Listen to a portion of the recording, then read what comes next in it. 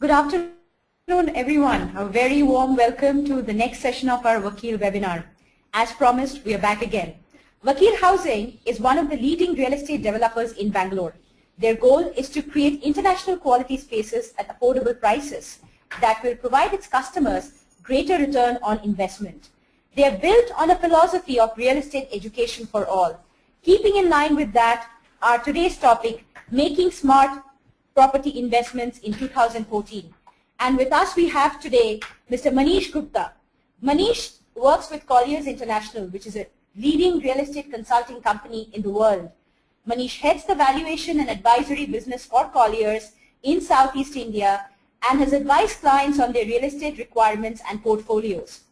The clients include large financial institutions, leading developers, multinational and Indian banks, industry houses, and even government agencies. Manish has been studying real estate across India for over 12 years now. And with Manish today, I'm your host, Dr. Shom Singh. Welcome, Manish. It's an honor to have you with us. What are we going to talk about this afternoon? Thank you, Dr. Shom. It's a pleasure to be here.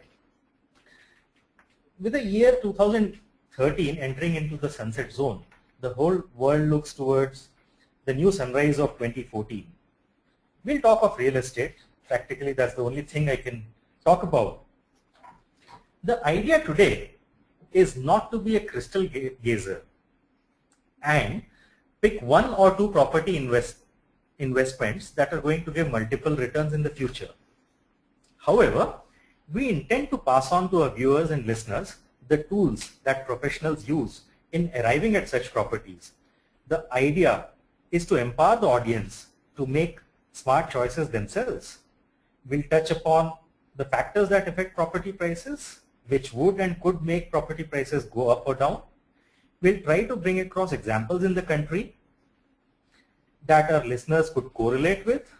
As mentioned earlier, we want to demystify the process of making smarter choices. We would, however, not like to be judgmental about a specific property, a specific location, or a specific developer. That sounds very interesting, Manish. So what really makes the property prices move? First and foremost, it is the development in the neighborhood. In real estate parlance, we call it the micro market.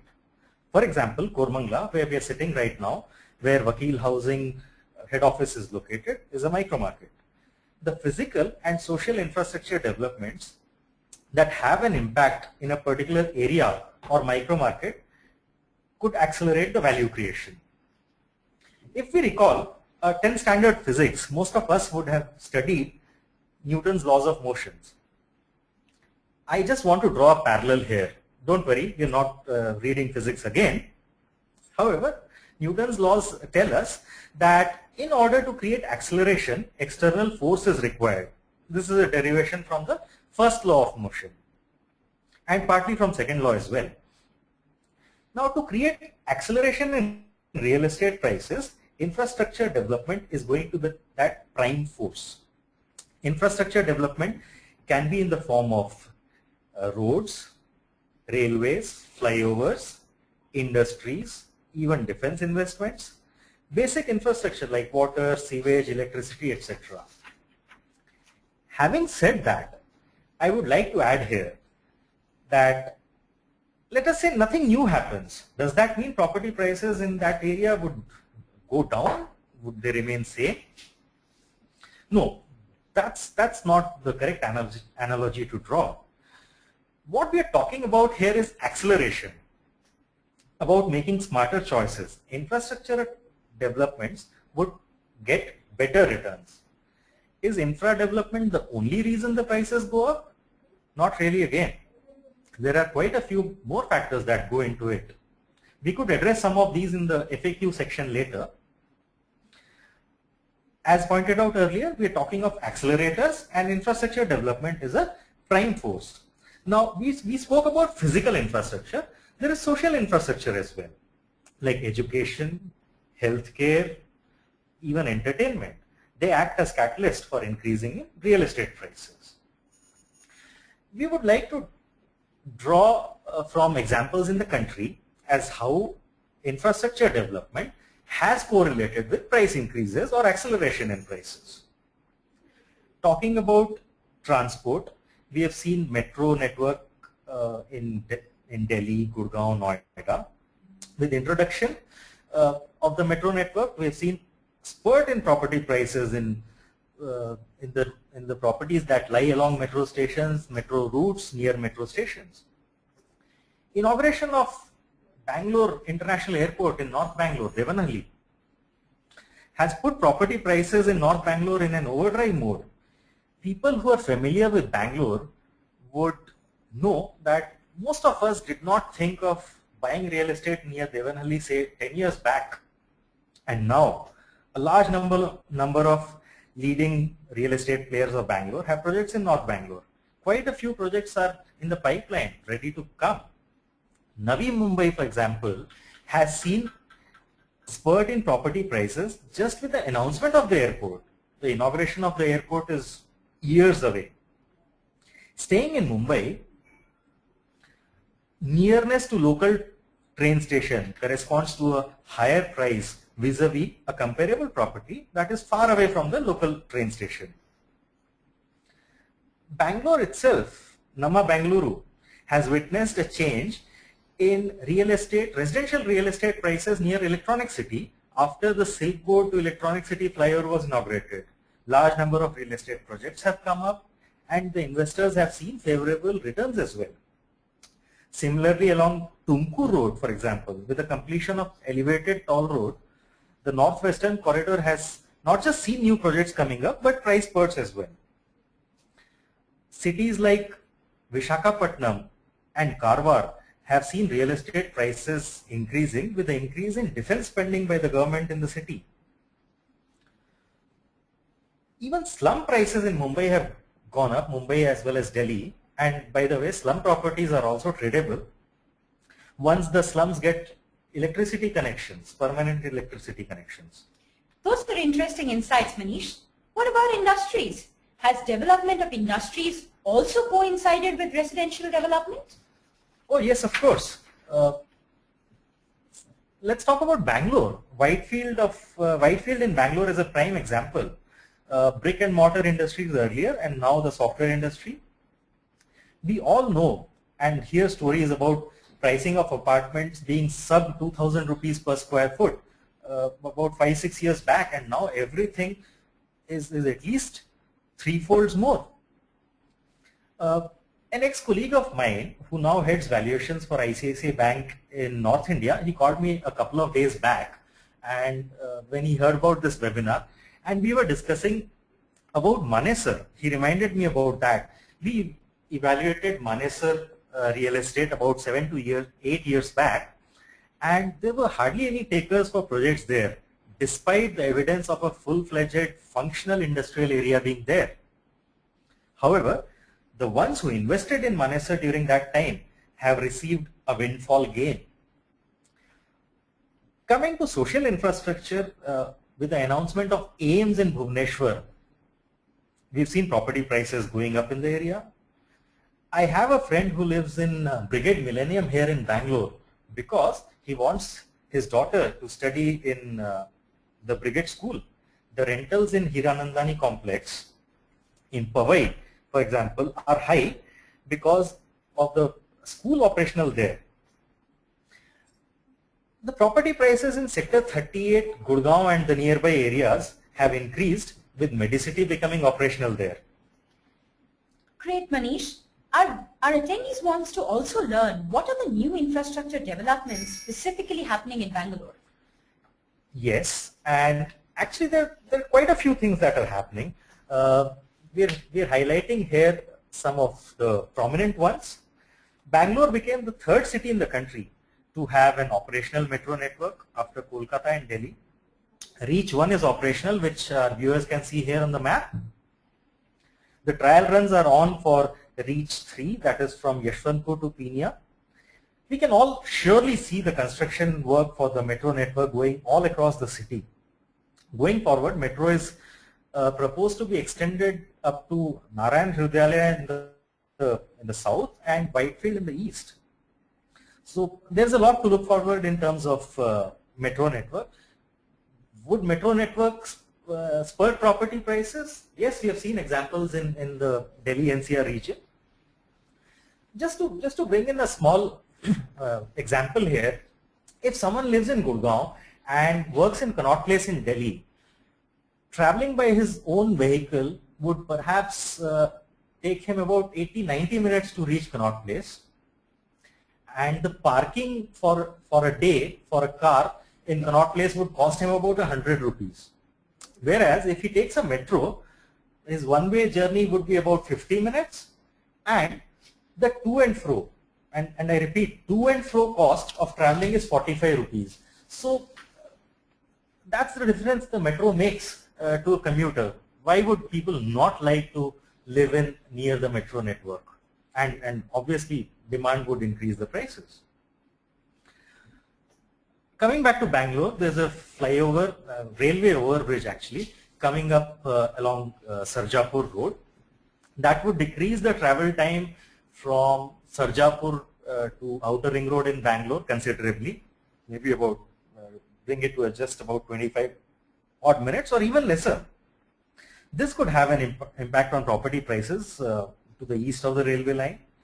There's an airport expressway that is coming up from Hebbal to Bangalore International Airport. Signal-free access. It should be operational in 2014, perhaps even in the earlier part of 2014. That could have an effect on property prices in North Bangalore. Road widening is going on all along the city. There is a proposed high-speed rail link, actually more than one proposed high-speed rail links, linking Bangalore to cities like Mysore, Chennai and Hyderabad. However, let me add here, these are just being evaluated currently. Whether they will see the light of the day, when they will see the light of the day, we'll have to wait and watch. There are new industrial areas coming up in Bangalore. Sompura and Vasant Narsapura along Tumkur Road, Vemgal and Narsapura along Old Madras Road. So these are just a few examples. All in all, there's a lot to look forward to in terms of infrastructure development in Bangalore. Why did we speak about this? Primarily to tell our viewers that there is quite a bit happening on infra front in Bangalore. Let's keep our ears and eyes open and find that value driver and make a smarter choice. As we're approaching the new slide, Manish, one of our listeners here have sent us a query. Can we take that, please? Yes, go ahead. One of our attendees have posed a question stating, should I invest in plots or apartments? What's your take? Well, that's precisely what we are going to address now. In fact, this viewer has narrowed down his choices to a considerable extent. There is much more in terms of real estate, residential real estate, than just plots and villas. There are super luxury villas to mid-rise apartments to affordable housing, lots to look forward to. Unfortunately, I don't think I'll be able to give a specific answer to this viewer. However, let us try to enable him to make a smarter choice. What should one buy depends upon his circumstances, her circumstances, needs and expectations of outcome. For example, if one buys an apartment, he or she can get rental income. However, in case of plots, rental income would not be there. However, in plots, typically appreciation is much more than apartments. If one would draw a parallel with stocks, apartments can give dividend income as well as capital gains. However, plots can give only capital gains. So if someone wants to offset some of the EMI burden, apartment is the choice. Similarly, far-flung areas in the city may give very attractive buying prices. However, one may have to wait for longer durations to actually be able to either use it or see notable appreciation or even sell it. There have been newer asset classes in Bangalore, for example, studio apartments and villaments, which have addressed the need gaps in the market. For example, a studio apartment comes at a lower quantum of entry price and fits well with the requirement of young urban professionals who are moving up the ladder of prosperity. There have been examples of studio apartments near Electronic City where people have got good returns. Villaments is again addresses the need gap of people wanting to live in a villa but price point being very high. Buying it may be difficult. Villaments has addressed that to certain extent. In Whitefield, we have seen Villaments appreciate in value. We would also like to show our viewers which were the hotspots in Bangalore in 2013. We have marked here in the map major new launches in 2013. This by no means is an exhaustive list. However, we have tried to cover all the major developers.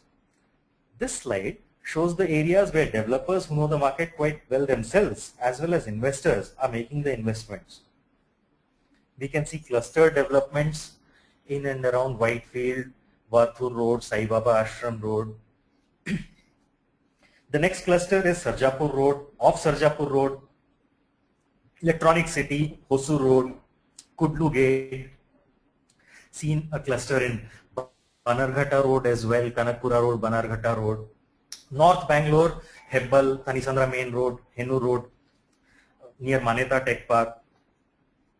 So this is where the growth has been happening. Now, why are we showing what has happened in 2013 when we are talking about 2014? What is going to change between, say, December 2013 and January 2014? Nothing really much perhaps, except for we may have a New Year resolution which would last for about a week. What we are trying to tell here is that these are current hotspots and perhaps would remain so in 2014 with a few extensions. So are we going to now cover what one needs to really be careful of while making investments correctly, Manish? Yes. We are bombarded with information regarding real estate, whether it is through emails, newspapers, friends, friendly brokers, everyone. I advise all my friends, colleagues, clients, let us be very careful of marketing gimmicks. Bangalore has seen its share of marketing gimmicks as well. Audis and Mercs free with apartments. People spend the money, they have neither seen the Merc or the apartment. Let us be careful of such marketing gimmicks, promises that belie the past performances, aggressive projections on pricing and completion, prices increasing from tomorrow, next week, next month, these kinds of statements. Now honestly, why will someone tell you to buy his product today because he is increasing the price from tomorrow? Why would he not like to gain from that price rise himself? I always tell that if something is too good to be true, it needs to be studied and analyzed in much more detail. That is so true, Manish, and we all agree with you. We are now getting closer to our FAQ section now. Yes, there are a few FAQs that we have earmarked, and I can ask my audience to send in their questions as well, and we could take the questions post the completion of this session. A question that I get quite often: should we wait now, or should we buy now, or should we wait for next quarter, next couple of quarters, next 3 quarters? Let us try to understand what does one want, or what do you want to get from the investment? The obvious answer is returns. Well, yes. However, the question is, are you looking at getting the returns now, next 6 to 12 months, 18 months? Do you want to get the returns in this time frame? If the answer is yes, then I would suggest real estate may not be the best choice for you. Direct investments in real estate are illiquid in nature vis-a-vis other investment forms. You may not really be able to sell your property in a short time. Neither can one guarantee results in 12 to 18 months. However, if your horizon is say 8 to 10 years, I believe any time is a good time to buy. If we see a period of say 10 years, any period of 10 years in last 50 to 60 years, real estate investments have given handsome returns. And I'm sure there are ways to ascertain this as well. What about interest rates? Where are they going? How are they going to impact the property prices? We have seen high inflation in the recent past and consequently higher interest rates. Newspapers yesterday talked about further rate hike. Today the governor has spared the rate hike though. Next year is an election year and typically governments try to bring in populist measures to boost their vote or seat tally. These populist measures are typically inflationary in nature, and hence we may expect higher interest rate in next couple of quarters. So how does this impact on property prices? Now, we all know typically 90% of the property purchase in urban India happens with bank borrowing. Higher interest rates decreases one's loan eligibility or ability to raise loans, and consequently ability to pay for a property. In the long run, higher interest rate regime leads to softening of property prices. That's very interesting to know, Manish. Before we move any forward, we've received another interesting question from one of our attendees. What is the real estate regulatory bill and how does it really impact us? Okay, real estate regulatory bill would impact the property prices once it is passed. So I'm not sure whether it will be passed in the current form and when would it be effective. However, let us say if it is passed as it stands today, it augurs well for the consumer as it would bring higher transparency into the system.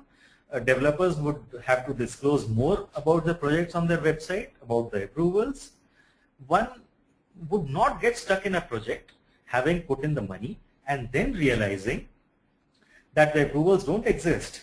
In the shorter term, however, it may lead to increase in prices, as developers would have to wait for a longer time to market their product, and the financial cost would be passed on to the consumer. In the long run, I'm sure we'll reach an equilibrium. As a consumer, it would be a good thing to happen when it happens. The jury is still out whether it will impact the developers accordingly.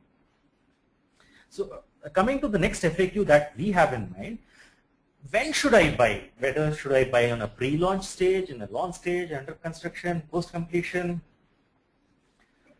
Well, honestly, there are enough and more investors at each stage. One has to look at his or her own interests and expectations and the risk-taking ability. From a pre-launch to post-completion stage, the risk of the project, risk associated with the project, decreases significantly.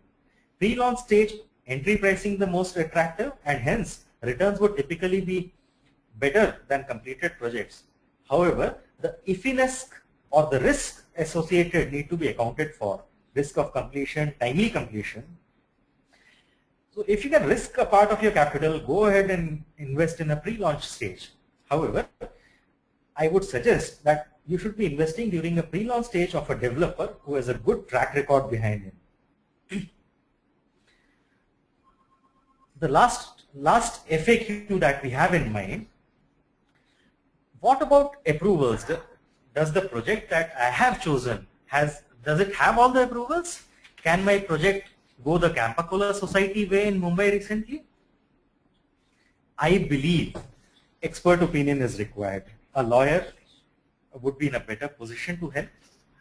By the way, if the real estate regulatory bill comes through in its current form, this question would vanish. For an individual to really employ a lawyer and check for all the approvals would be a costly and a time-taking procedure. A better option is asking a banker. Most of us would take a bank loan for investing in a property. Banker should typically give you an honest and correct view. Bankers do check for all legalities of the project. And hence you should get a correct answer. I must add here, in Bangalore, the real estate business is practiced by most participants in a very ethical manner, and one should not be duly suspicious about everything. Being cautious always helps. After all, we do not buy real estate every week, every month, or even every year. For most of us, it is once in a lifetime opportunity. Thank you, Manish. So from today's session, would it be right for us to conclude that there are 4 key takeaways? 1, infrastructure. Our Bangaloreans should keep an eye on the latest infrastructure growth and try and make their investments logically. Hotspots. The important things to look out for is what are the growing regions, and therefore make your investments in relation to that. Do not get carried away by marketing gimmicks. Let it not trigger your real estate investments, as money matters. Most importantly, there is no one size or one solution that fits all. So do weigh your priorities correctly and options before making an investment. Thank you so much, Manish, again. We really appreciate your time with us. We have received a few really interesting questions from our attendees today, and I will start posing those to you. Our first question comes from Mrs. Rupa. If I look at a 5-year window, would investing in plots give a higher return than apartment purely for investment only? This is a question that is very wide in ambit. If you are investing in a plot as well or an apartment which are right next to each other, I would tend to think plot would give a better return. However, if the plot and apartments are far away, then it will not really be an apple-to-apple comparison. And again, finite answer can only be given for a finite question. So we're walking down the hypothetical domain. So I just hope that I'm making sense to her. So what we can suggest, Rupa, is that if you have specific details you would need, please feel free to write to the details mentioned on your screen as you see, either to our Vakil contacts at ramesh@vakil.com or to Manish at manish.gupta@colliers.com. Moving on to the next question. This comes from Mrs. Farah. How much do you think prices at Electronic City is slated to increase? Is there a number, Manish? Well, as I mentioned earlier, we would not like to comment upon a specific location, specific project, or a specific developer, and we don't want to really do crystal gazing. So I'd rather give this a pass. Okay. Farah, if you need some insights, you can definitely write to us on the email addresses mentioned. Maybe we can take it up more personally. The next question comes from Mr. Rahul Talwar. He has a very interesting question. You've touched upon this, Manish. A water scarcity in Bangalore. This has been a worry for most of the investors today. So he's looking to invest in Sarjapur and wants to know if he should be worried about water scarcity there. Well, water scarcity is something that we all need to be worried about. Now, what are we comparing? Let us say your project that you intend to invest in has a BWSSB connection, which I presume it doesn't. So, if there's a project that has water connection from Kaveri or BWSSB sources, vis-a-vis a comparable project that doesn't, I would definitely go in for a project or an apartment that has the BWSSB connection. Why? Because we know that people who rely on the third party to provide water, as in private parties, do face higher costs. That increases maintenance costs every month, the quality of water remains suspect, and the delivery as well. So if there is a comparable option, then one should go in for the property that has water connection.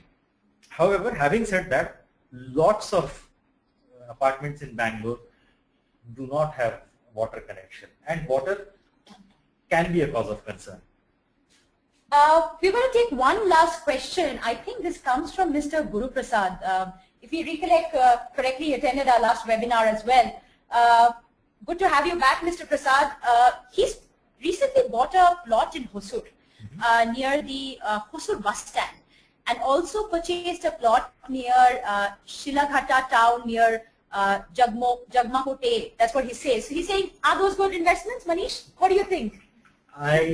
Honestly, I don't know the Shilaghata town in Jagmote. Okay. Hosur bus stand should be a decent investment. I don't know where exactly it is. However, that was the idea of this presentation earlier, that the smart choices should come from within. Whether there is some infrastructure development happening, whether there is some employment generation happening, these things, if the answer is yes, then perhaps the smart choice has already been made. Wonderful, Manish. We're still receiving a lot of questions. Some questions are around pre-launch versus already launched projects. I think you've already given those answers. I would like to thank our attendees again for taking the time to attend the webinar. We'll be back very soon with another interesting topic. So this time we want you to make the choice. There is a poll. Do not exit without answering the poll. We have some topics there, and we want you to choose what we want to cover next. Also, do not shy away from reaching out to us at ramesh@vakilhousing.com or manish.gupta@colliers.com. Our experts are always happy to help you. Finally, do like us on facebook.com/vakilhousing. Leave a comment and we'll get back to you. And also do follow us on Twitter. Thank you again, everyone, for attending our session, and hope to see you all back soon. Have a good afternoon. Thank you. Thank you.